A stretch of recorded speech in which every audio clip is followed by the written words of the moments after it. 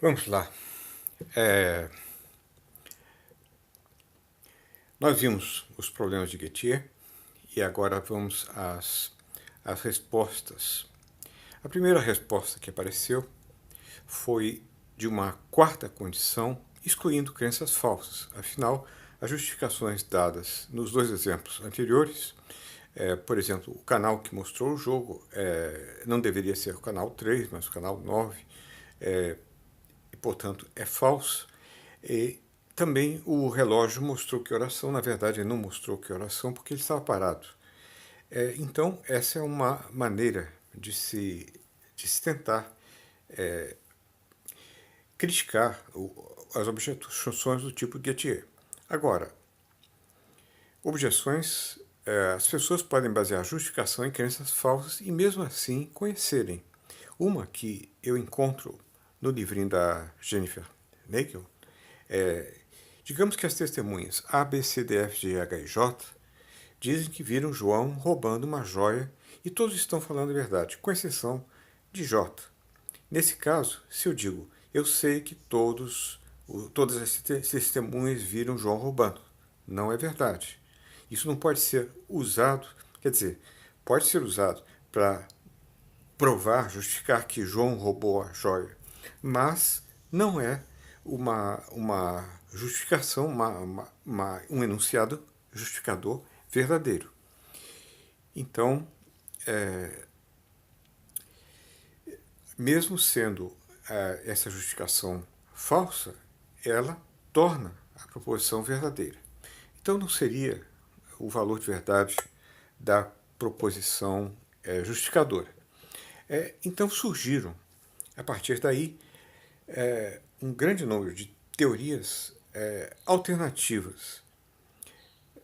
Teoria causal do conhecimento de Alvin Goldman, 1967, o artigo é complexo, mas pode ser o básico, está aí. A sabe que B implica o fato de que P está conectado de modo apropriado à crença de A em B. Existe uma conexão causal apropriada. Por exemplo, eu vejo o edifício em chamas. Se houver a conexão causal apropriada, basta que seja verdadeiro, que eu tenha uma crença e que eu tenha a conexão causal apropriada. Não precisa passar pela justificação. Nesse caso, eu terei conhecimento. Então, se a minha crença está apropriadamente conectada causalmente ao fato, então eu tenho conhecimento dela. O mesmo valendo quando se inclui memória e testemunho. O que é demandado, no caso, é uma cadeia causal apropriada. Mas qual será ela? Como encontrá-la? Isso são os problemas. Mais um exemplo: se eu sei que Nero mandou matar a sua mãe, então é porque há uma cadeia causal apropriada que vai lá do fato do evento de Nero ter mandado matar a sua mãe até o meu enunciado atual. Bastante complexa deve ser essa cadeia causal. Como rastreá-la, não sei. Problemas. Parece que não podemos encontrar a cadeia causal apropriada sem antes saber qual é a justificação, ou que se conhece. Quer dizer, eu preciso conhecer a justificação, sabendo a justificação, eu encontro qual é a cadeia causal apropriada, eu encontro, ou talvez encontre, ou tente encontrar, ou encontro elementos dela, então isso aí parece ser circular. Se você quer se livrar da justificação. Mesmo que necessariamente existam cadeias causais necessárias, há algo errado em se divorciar conhecimento do procedimento cognitivo de justificação. É algo intuitivo que deve haver algo errado. Mais tarde, Goldman fez uma crítica importante na forma de um contra-exemplo do tipo Gettier. Eis o contra-exemplo interessante. Maria vê um celeiro na estrada depois da ponte e diz: lá está um celeiro. Acontece que nessa região, devido a um filme que eles estão fazendo, todos os celeiros são apenas fachadas de celeiro, para aparentarem celeiros, com exceção desse que é o único celeiro real da região. Então, parece que é uma causação apropriada. Maria vê o celeiro isso que ela vê causa a sua crença de que ela sabe que viu um celeiro. Então, é uma crença verdadeira, parece que adequadamente causada. No entanto, ela não sabe. Ela não sabe que viu o celeiro. Para saber, ela teria que rodear o celeiro. Então, para se ter o fato causador apropriado, ter-se-ia de circundar o celeiro. E também para se ter a justificação apropriada, seria demandado o relato de a pessoa ter circundado o terreiro, o celeiro. Em outras palavras, existe um paralelismo entre a causação adequada e a justificação, porque ambas precisam ser adequadas. A justificação, a pessoa circunda o celeiro, sabe que não é uma fachada. A causação adequada, se a pessoa tivesse circundado o celeiro. A nova solução de Goldman é apelar para a confiabilidade, reliability. Seus mecanismos ordinários de identificação de celeiros não são confiáveis na região. Então, o conhecimento passa a ser definido como a crença verdadeira produzida por confiáveis mecanismos produtores da crença. E o confiável aí é aquilo que é provavelmente produtor de uma crença verdadeira. Não fica claro o que é mecanismo confiável, se não é o mecanismo próprio da justificação confiável, o que levaria de novo a uma petição de princípio para aquilo que ele quer. Jennifer Nagel pergunta qual seria o grau de probabilidade, no caso da probabilidade da confiabilidade causal. Isso nos leva ao paradoxo da loteria. A probabilidade varia de caso para caso. Geralmente é próxima de 100%, mas no paradoxo da loteria, não. Eu tenho uma chance em 100 mil de ganhar na loteria. Agora, eu não posso dizer que, por causa disso, eu sei que eu perderei. Porque mesmo que seja uma chance mínima, ou uma chance máxima de eu perder, isso pode ser sempre elevado.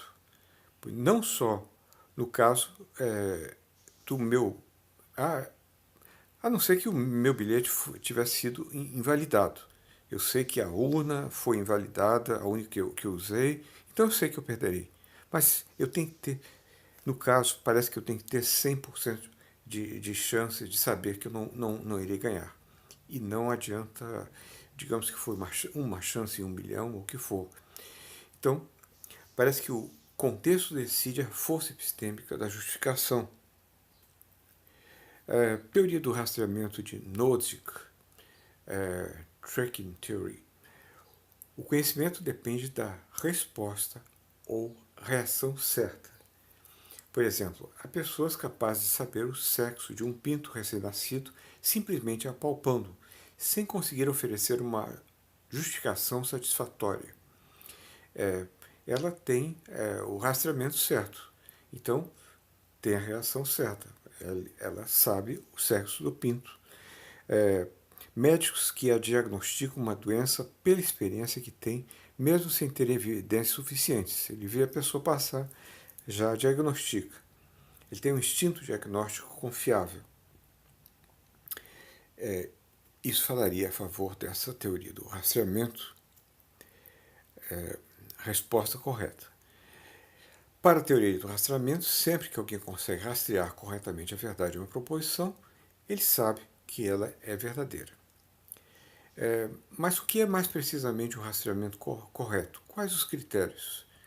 Não precisaremos recorrer à justificação adequada para saber qual é o rastreamento correto, na maioria dos casos, ou pelo menos em casos fundamentais, para poder passar a casos secundários, como o diagnóstico correto, sem você saber por quê, como você chega a isso.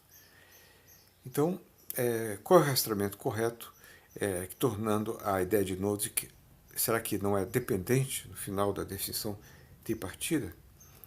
Nozick adiciona condições 3 e 4 para esclarecer o bom rastreamento. Então, Nozick sabe, S para Nozick, S sabe que P, se P é verdadeiro, S acredita que P, são duas condições já bem conhecidas, e ele adiciona mais duas. Se P não fosse verdadeira, então S não acreditaria que P.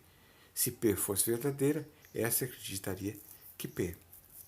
3 e 4 são condicionais subjuntivos, cobrindo o que aconteceria mesmo em condições algo diferentes das atuais.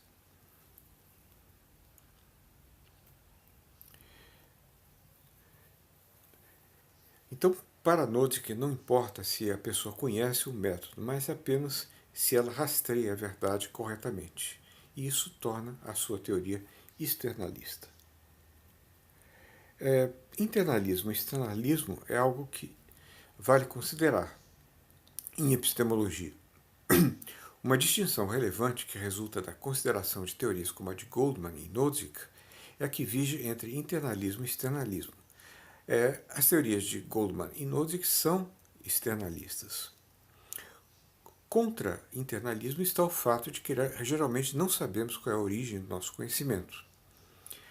Mas talvez isso dependa de, em certos casos, sabermos. Bom, vamos ver. Eu sei que a Estátua da Liberdade está em Nova York, mas não sei como justificar, uma vez que muitas evidências se sobrepuseram e deixaram de ser conscientes. Bom, eu me lembro de fotos da Estátua de Nova York, eu sei que está numa pequena ilhota ou coisa assim, na parte sul. Eu estive lá, mas eu não me lembro se eu vi ou não vi a estátua. Então,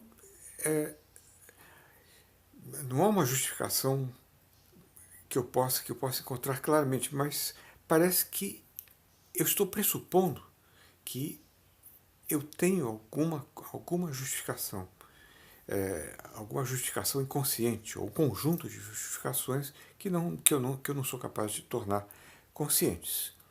É diferente do caso do terceiro brandenburguês de Bach, que quando eu era criança eu ouvi o disco, estava escrito Johann Sebastian Bach como o autor da música.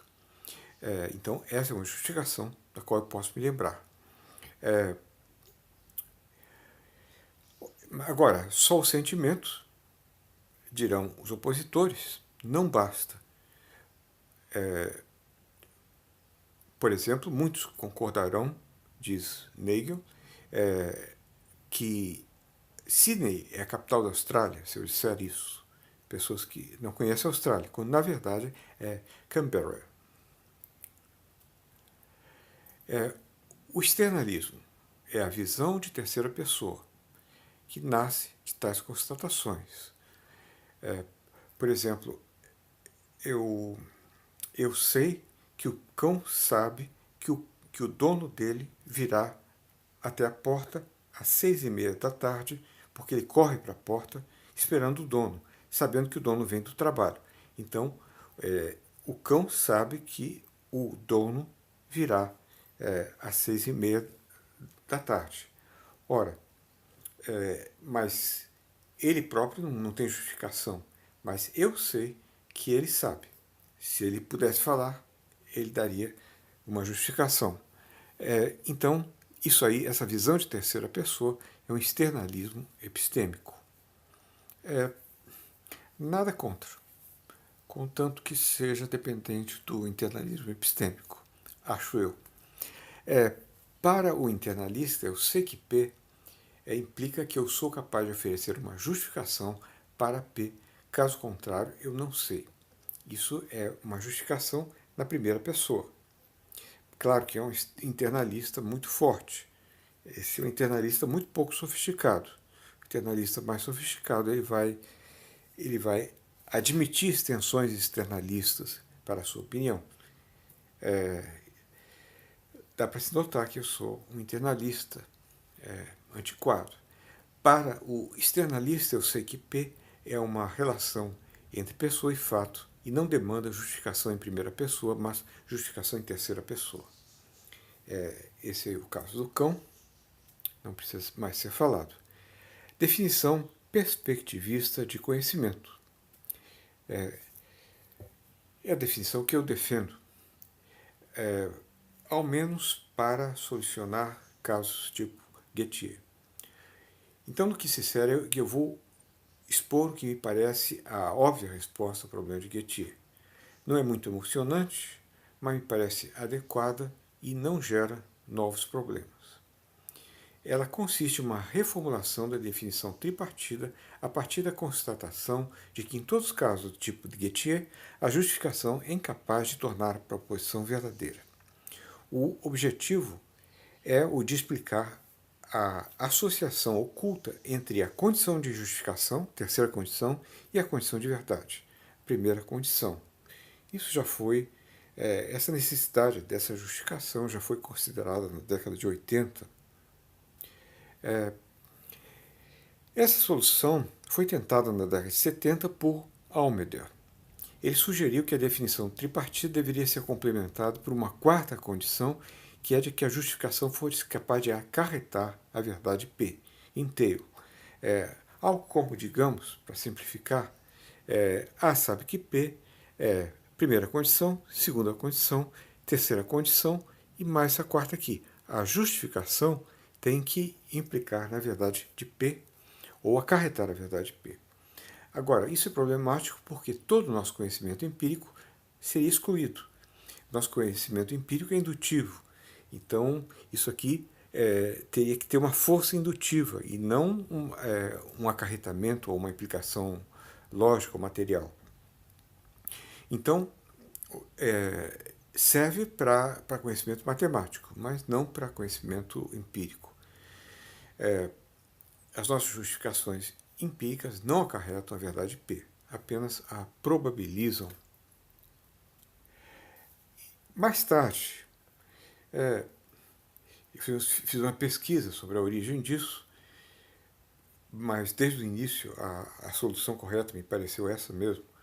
Eu fiz a pesquisa porque eu sabia que alguém teria considerado essa obviedade. Então,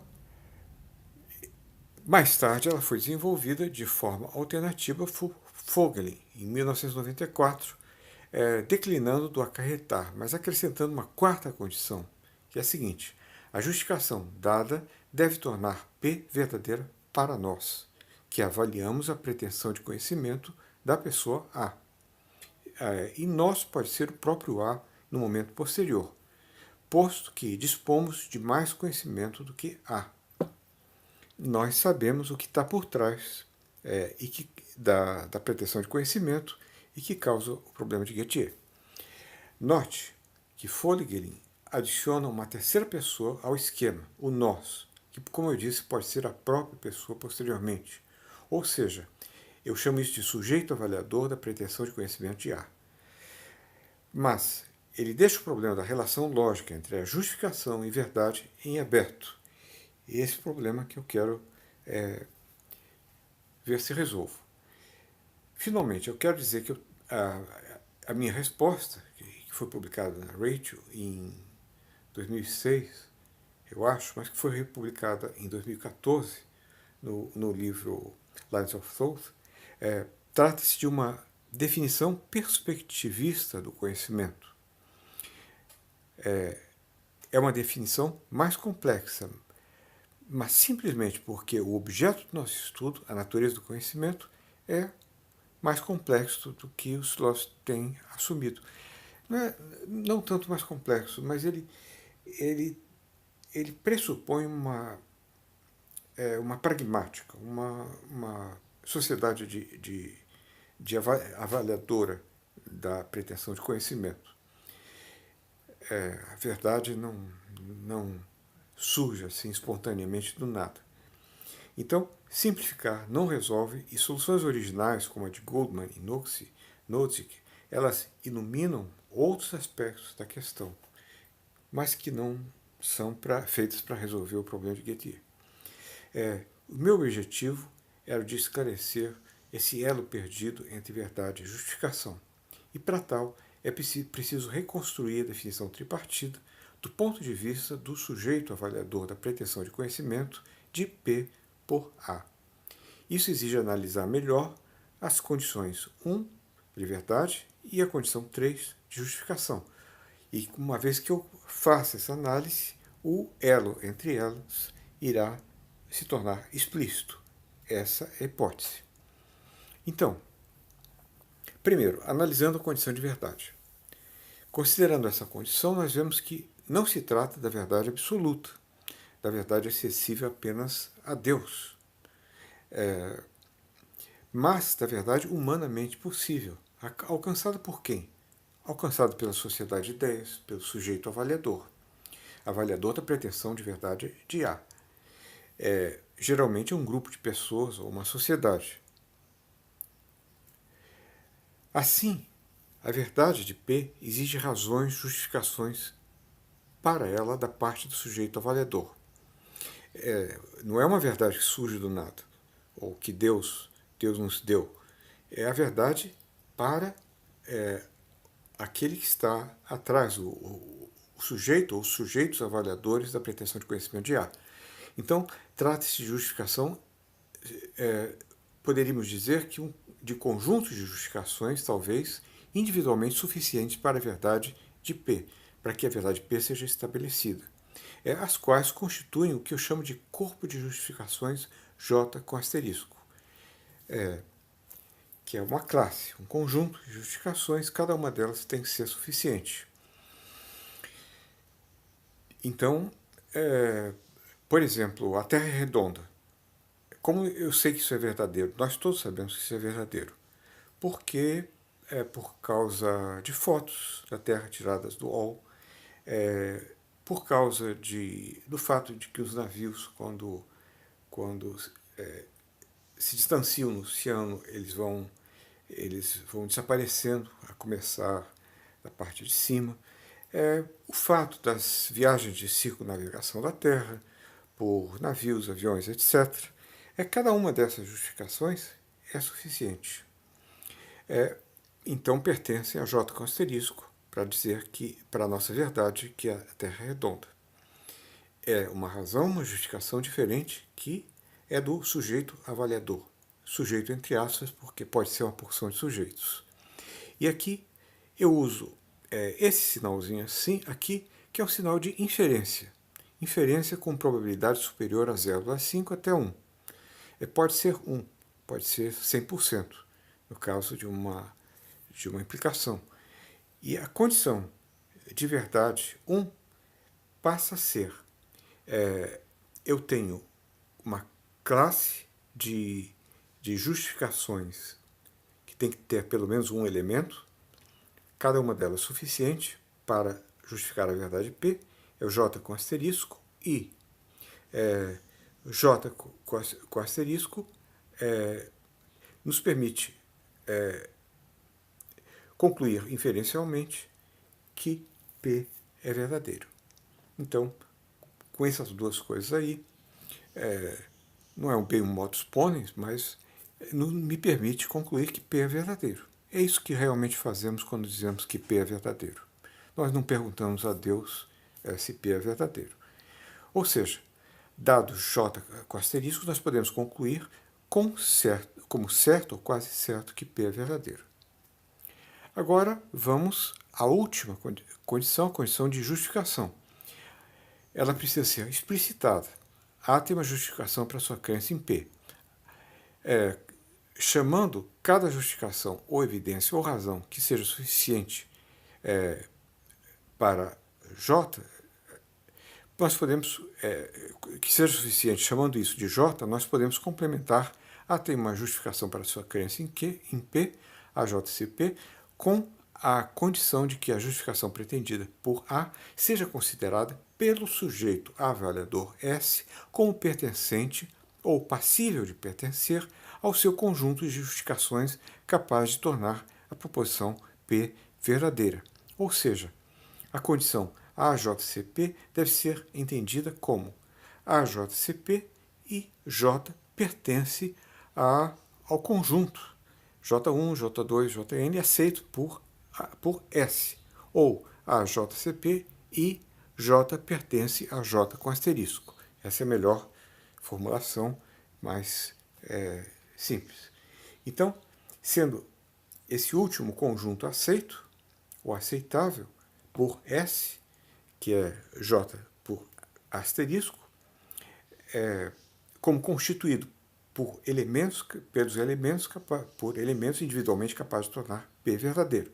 Então, a justificação tem que pertencer ou poder pertencer a J com asterisco, que é o corpo de justificações aceito por S. Então, juntando as condições devidamente analisadas, nós temos aí, isso se retira, obviamente, A sabe que P, no tempo T, é porque J com asterisco é o corpo de justificações que eu tenho, e esse corpo de justificações me permite inferir P, é condição de verdade, tem a condição de crença, que não interessa, e tem a justificação de que A tem uma justificação para a sua crença em P, e essa justificação pertence ou pode pertencer ao meu corpo de justificações. Então, essa é a ligação entre a terceira condição e a primeira levando à verdade P. A justificação aqui condiz com aquilo que torna P verdadeiro. Ou, se quisermos retirar a redundante segunda condição, nós teremos isso aí. A tem uma justificação para sua crença em P, essa justificação pertence ao corpo de justificações aceito por nós, por mim, pelo sujeito avaliador, e esse corpo de justificações é dado, eu deveria ter um parênteses aqui, e ele implica em P. Então, isso tudo sob o ponto de vista do sujeito avaliador, que S pode ser o próprio A mais tarde. Importante é esse tempo, o momento da avaliação. O momento que a avaliação é feita é essencial, pois essa depende da variável informação tida pelo avaliador ou pelos avaliadores. É importante porque com outra informação a avaliação pode ser diferente. Por exemplo, a pessoa pensou ter descoberto o caminho marítimo para as Índias.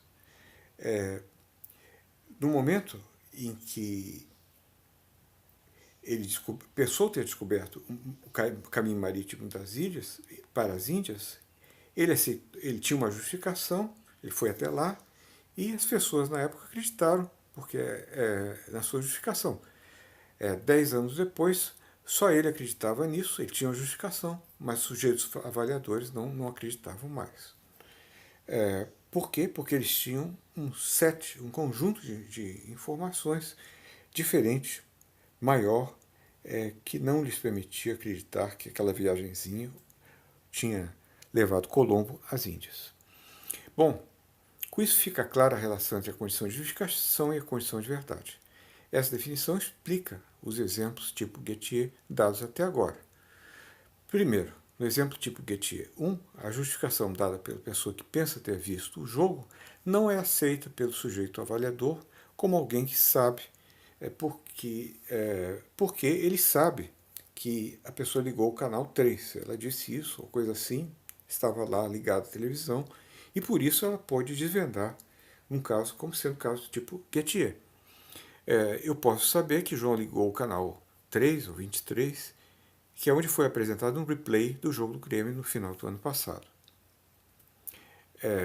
No exemplo tipo Gettier 2, a justificação dada pela pessoa que pensa que são 11h15 da manhã não é aceita pelo avaliador da pretensão de conhecimento, que na verdade sou eu mesmo, alguns segundos depois, como pertencente ao seu corpo de justificações, cujos membros são suficientes, como mostra o relógio da matriz. No exemplo de Goldman, do celeiro, uma pessoa que conhece bem a região, digamos que a Maria está de carro passeando na região. Ela deu carona para um senhor idoso que conhecia toda a região, sabia da filmar, sabia de tudo, e quando ela passou da ponte, ela disse assim, olha só que celeiro bonito que nós estamos vendo. Ele sabe que ela não sabe que é um celeiro, porque ele sabe que todos os celeiros, com exceção desse, são fachadas de celeiro. Então, ele tem um conjunto de informações maior do que o de Maria e pode desvendar aquilo como um caso do tipo Gettier.